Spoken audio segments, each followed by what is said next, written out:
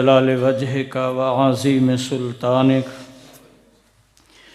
اللهم صل على محمد وعلى آل محمد كما صليت على إبراهيم وعلى آل إبراهيم إنك حميد مجيد اللهم بارك على محمد وعلى آل محمد كما باركت على إبراهيم وعلى آل إبراهيم إنك حميد مجيد أما بعد فأعوذ بالله السميع العليم من الشيطان الرجيم بسم الله الرحمن الرحيم وَإِذْ يَرْفَعُ إِبْرَاهِيمُ الْقَوَاعِدَ مِنَ الْبَيْتِ وَإِسْمَاعِيلُ رَبَّنَا تَقَبَّلْ مِنَّا إِنَّكَ أَنْتَ السَّمِيعُ الْعَلِيمُ۔ حضرات گرامی، اللہ ہمارے علماء قراء کی زندگیوں میں اور عمل میں برکتیں نازل فرمائے۔ مولانا حافظ عثمان اسماعیل حافظہ اللہ ماشاءاللہ دلوں میں اترنے والا انہوں نے خطاب فرمایا ہے۔ اللہ ان کے علم و عمل میں اور اضافہ فرمائے، اور اسی طرح خطیب ابن خطیب حضرت مولانا رانا حبیب الرحمن ضیاء ناظم تبلیغ مرکزی جمعیت اہل حدیث عالمی پاکستان، ان کا خطاب ہونے والا ہے۔ میری ویسے رائے ہے کہ انعامات سے پہلے خطاب ہو جائے اور اس کے بعد انعامات کا سلسلہ شروع ہو، یہ میری رائے ہے۔ ایک بات میں اور آپ کے لیے کرنا چاہتا ہوں، حضرات گرامی، ہمارے موبائلوں پہ راتیں گزر جاتی ہیں، ہمیں احساس نہیں ہوتا۔ ٹی وی پہ دن گزر جاتے ہیں، ہمیں احساس نہیں ہوتا وقت کا۔ ہم نہ تھکتے ہیں نہ اکتاتے ہیں۔ ادھر میری طرف توجہ کریں بیٹا۔ ہمارے یہ کرکٹ دیکھتے ہوئے ہفتوں گزر جاتے ہیں، ہمیں کبھی احساس نہیں ہوا کہ ہمارا اتنا وقت لگ گیا ہے۔ لیکن کیسی عجیب ہے ہماری صورتحال جب ہم قرآن کی محفل میں بیٹھتے ہیں، پیارے نبی کے فرمان کی محفل میں بیٹھتے ہیں، جہاں اللہ رسول کی باتیں ہوتی ہیں، تو وہاں ہمیں بڑی پریشانی لاحق ہوتی ہے۔ جی اتنا ٹائم ہو گیا، بڑا ٹائم ہو گیا جناب، یار قاری صاحب جلدی ختم کیا کرو یار، بڑا تم ٹائم بڑا جو ہے نا وہ لگا دیتے۔ یہ کیا ہے؟ اگر ہمیں اللہ کے قرآن سے محبت ہو، پیارے نبی سے محبت ہو، تو اللہ کی قسم ہم کبھی بھی نہ اکتائیں، کبھی بھی نہ اکتائیں۔ دراصل بات یہ ہے کہ ہمیں قرآن و حدیث سے محبت نہیں ہے۔ یہ ہم ایک چھوٹی سی بات سنانا چاہتا ہوں۔ میں ایک میرج ہال میں نکاح پڑھنے کے لیے چلا گیا۔ بہرحال میں تھوڑا لیٹ تھا، لیکن برات والوں سے لیٹ نہیں تھا، تو مجھے یہ پتہ چلا کہ میرے سے پہلے آتش بازی کافی ہوئی ہے۔ بہرحال میں نے اسپیکر کا انتظام تھا، میں نے نکاح شروع کیا تو ایک بندہ اسٹیج پہ بیٹھا ہوا، اب وہ کیا کہہ رہا ہے؟ جلدی کرو جی، جلدی جی، جلدی ذرا آستہ آتے، ہاتھ بہت ہلاندا سی۔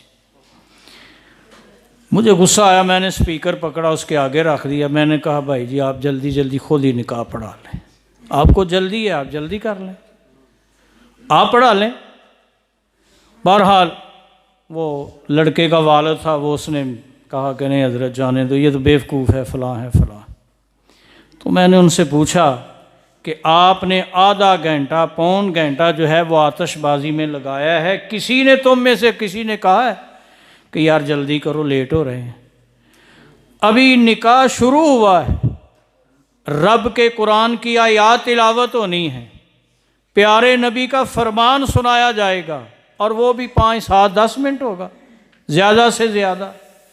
تو آپ کو تکلیف شروع ہو گئی ہے، اس کا مطلب ہے کہ آپ پر شیطان سوار ہے، شیطان سوار ہے، وہ آپ کو قرآن اور حدیث کی بات کو سنانا اور سننا چاہتا ہی نہیں ہے۔ وہ حضرات گرامی، جب ہم یہ سمجھیں کہ ہمارے دل میں قرآن کی محبت نہیں ہے، رسول اللہ کے فرمان کی محبت نہیں ہے، آپ کی سنت کی محبت نہیں ہے، تو پھر ہم سمجھیں کہ ہم شیطان کے دوست ہیں، رحمان سے ہمارا اختلاف ہو چکا ہے، رحمان سے ہم دور ہو چکے ہیں، پھر شیطان سے ہماری دوستی ہے۔